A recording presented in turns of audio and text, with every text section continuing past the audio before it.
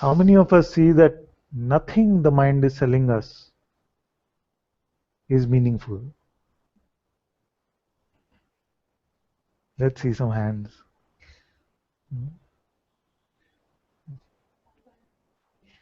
No, now. How many of you feel now that nothing the mind is telling us is relevant or meaningful or the truth?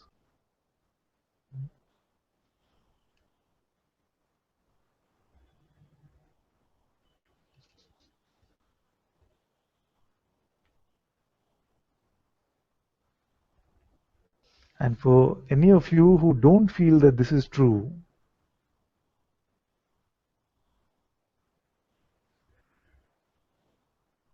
you'll find satsang very frustrating and irritating.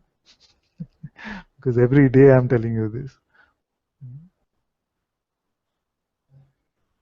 And many times it can feel like, yes, this is true.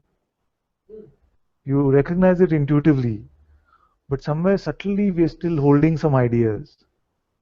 You see, that's why I feel that that exercise we did the other day, where we looked at, did we do it like this? We looked at various aspects of our lives and see what beliefs we could have. Yeah. He said, okay, what are the relationships you have? Do a quick audit of them in your head and see what beliefs you're still carrying about them.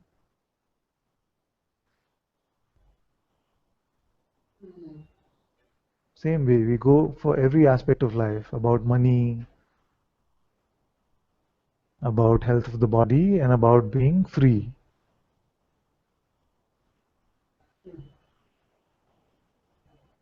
You must not hide from this.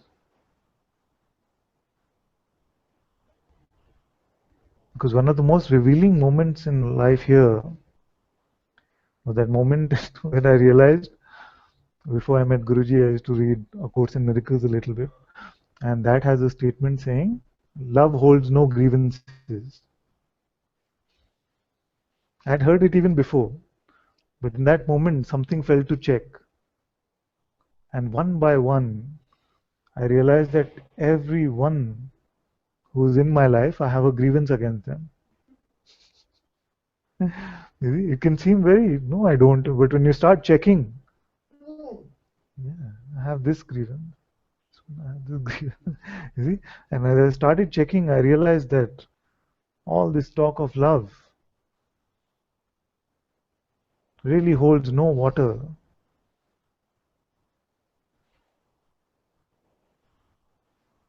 Because we are believing some ideas. And as long as we are believing ideas, this oneness, this sameness even cannot be there.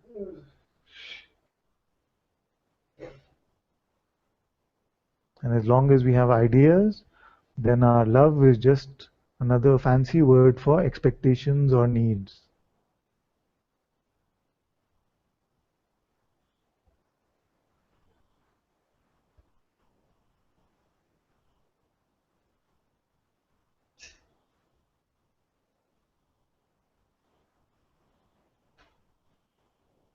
And I can tell you that I don't feel that the ego can survive unless it has a grievance.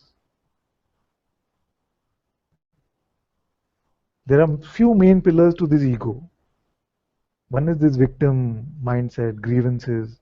Second is this doership. But you take out one of these pillars and you see everything else will collide. Allow the world to be free completely. Allow the movement of this body mind also to be completely free, because that is also part of the world. It is not I as the body mind which is forgiving the world. I in truth am forgiving the world, which includes this body mind. Then no guilt, no pride, no grievances.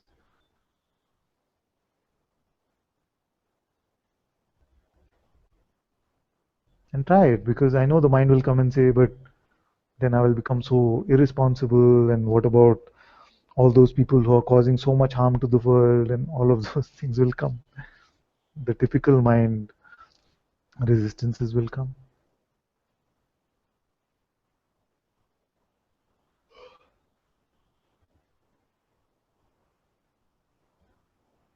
How are we holding on to this false identity?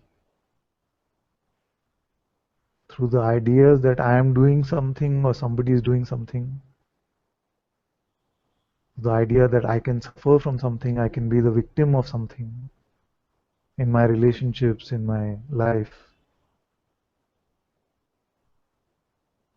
In the idea of this spiritual journey, I'm getting somewhere, I'm making progress.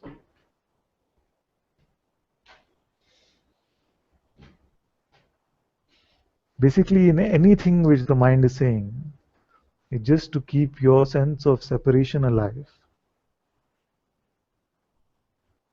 It doesn't exist now.